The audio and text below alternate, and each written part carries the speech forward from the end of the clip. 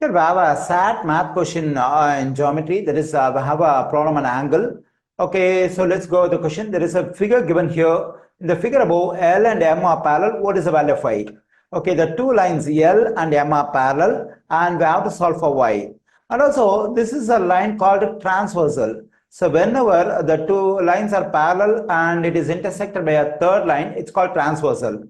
So if two parallel lines are intersected by a transversal, then the angle measure we have over here and the angle measure we have over here are called corresponding angles, and they must be congruent. That means they must be equal in measure. So there is the angle measure 2x positive 15 and angle measure y must be equal. So because they are corresponding angles, that is they are equal in measure.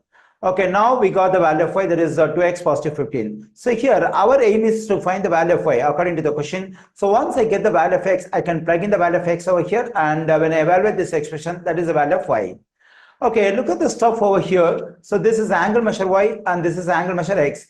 When I join them, I'm getting an angle on the straight line. Already we know that the measure of an angle on a straight line is 180 degree. So this x degree, this y degree. These two angles together form a straight angle. So these two angles must add up to 180 degree, because these two angles form a straight line, and an angle measure on a straight line is 180 degree. So we have x positive y equals to 180. So we can plug in 2x positive 15 for y. So because already we know that, so 2x positive 15 equals to y.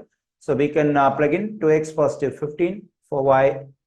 So now we can solve for x in this equation, because we have only one variable in this equation. So when I combine this x and 2x, I'm getting 3x positive 15 equals to 180.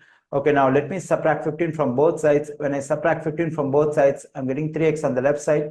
So this positive 15, negative 15 will cancel out. So when I subtract 15 from both sides, I'm getting 165. So now I divide both sides by 3. So this 3 will cancel out. X equals to 3 goes into 3 one time, 3 goes into 16 5 times. I have 1 left in 16. If I take that 1 along with the next digit, it will become 15. Again, 3 goes into 15 5 times. I'm getting x equals to 55. Okay, now I got the value of x, but our aim is to find the value of y. So now we can plug in x equals to 55 into this equation to solve for y. So 2 times for this x, we can plug in 55 positive 15 equals to y. So 2 times 55 is 1 and 10, positive 15 equals to y.